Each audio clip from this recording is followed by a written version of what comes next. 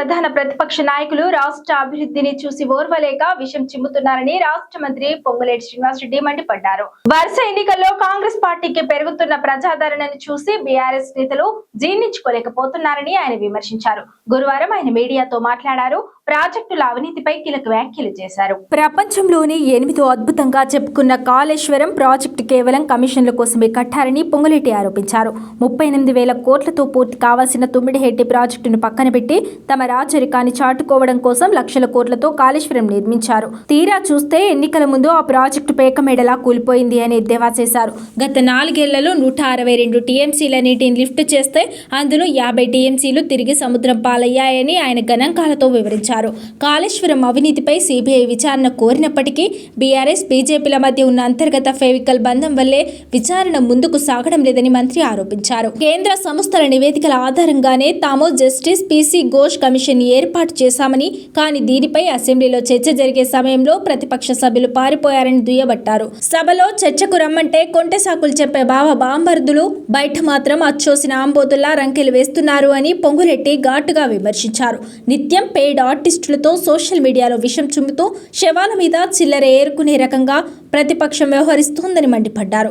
ప్రజలు వీరి నిజస్వరూపాన్ని చూశారు కాబట్టే అన్ని ఎన్నికల్లో ఓడగొట్టారని గుర్తు చేశారు. తెలంగాణ ప్రయోజనాల విషయంలో కాంగ్రెస్ ప్రభుత్వం రాజీ పడదని మంత్రి స్పష్టం చేశారు. కృష్ణా పరివాహక ప్రాంత నీటిని నల్గొండ, ఖమ్మం, మహబూబ్ నగర్ వాసులకు అందించడమే తమ లక్ష్యమని పేర్కొన్నారు.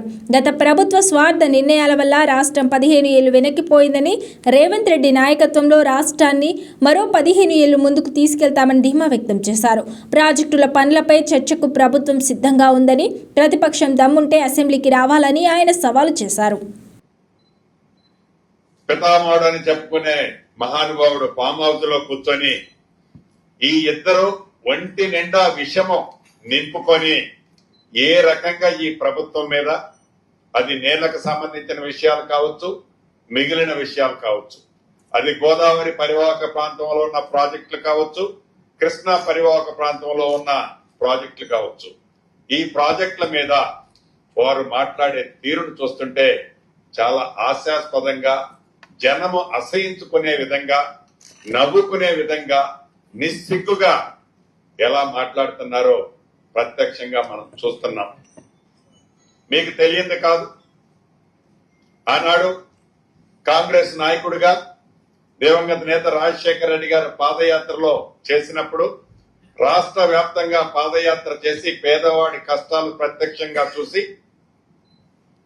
ఈ పేదవాడి కష్టాలు పరిష్కారానికి మార్గము, ఏకైక మార్గం గోదావరి పరివాహక ప్రాంతంలోని గోదావరి నీటిని సఫిషియెంట్ గా తెలంగాణ ప్రాంతానికి గాని మిగిలిన ప్రాంతాలకు గాని వాడుకోవాలని, అదే రకంగా కృష్ణా పరివాహక ప్రాంతానికి సంబంధించిన నీటిని ఆ ప్రాంతాల్లో, అది మహబూబ్ నగర్ కావచ్చు, నల్గొండ కావచ్చు, ఖమ్మం కావచ్చు, ఆ ప్రాంతాల్లో కూడా సమృద్ధిగా రైతన్నకు నీరిస్తే తప్ప ఈ కష్టాలు తీరవని జలయజ్ఞంలో భాగంగా ఆనాడు అనేక ప్రాజెక్టులు చేపట్టి దాంట్లో భాగమే ఏదైతే ప్రాణహిత చేవెళ్ల ప్రాజెక్టు. ఈ ప్రాణహిత చేవెళ్ల ప్రాజెక్టు తుమ్మిడిహట్టి దగ్గర కడితే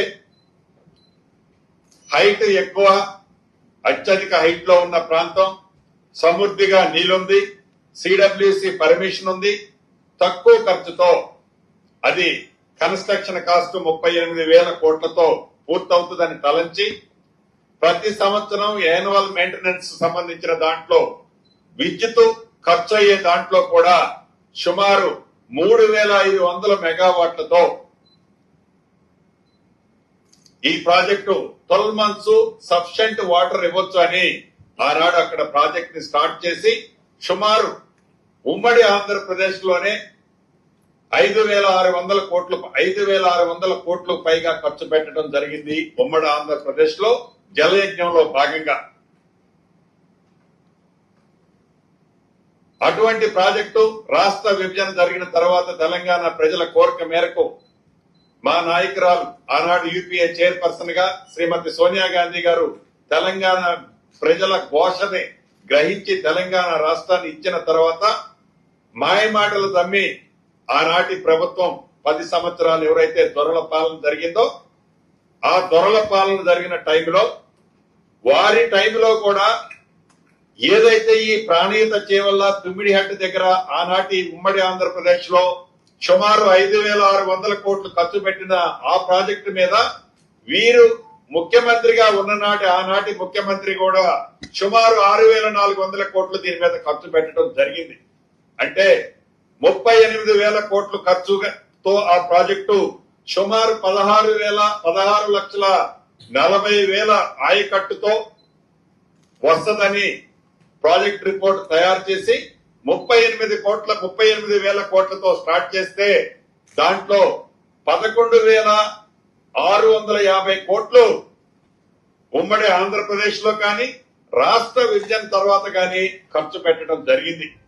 1,08,000 కోట్ల రూపాయలు ఆనాటి ప్రభుత్వాలు ఈ ప్రాజెక్టు మీద ఖర్చు పెడితే వారు అధికారంలో ఉన్నప్పుడే ఏదైతే 8వ అద్భుతంగా కట్టిన ఈ కాళేశ్వరానికి సంబంధించిన 3 బ్యారేజీలు కానివ్వండి, మిగిలిన వర్కులు కానివ్వండి, పంప్ హౌస్లు కానివ్వండి, వారు అధికారంలో ఉన్ననాడే ఆ 4 సంవత్సరాల్లో వీరు లిఫ్ట్ చేసిన నీరు ఎంతయా అంటే 162 టీఎంసీలు. 162 టీఎంసీలు 4 సంవత్సరాల్లో లిఫ్ట్ చేస్తే ఈ 162 టీఎంసీల్లో 50 టీఎంసీలు తిరిగి మళ్లీ సముద్రానికి వారి చేతుల మీదనే గేట్లు ఎత్తి వదిలిపెట్టారు.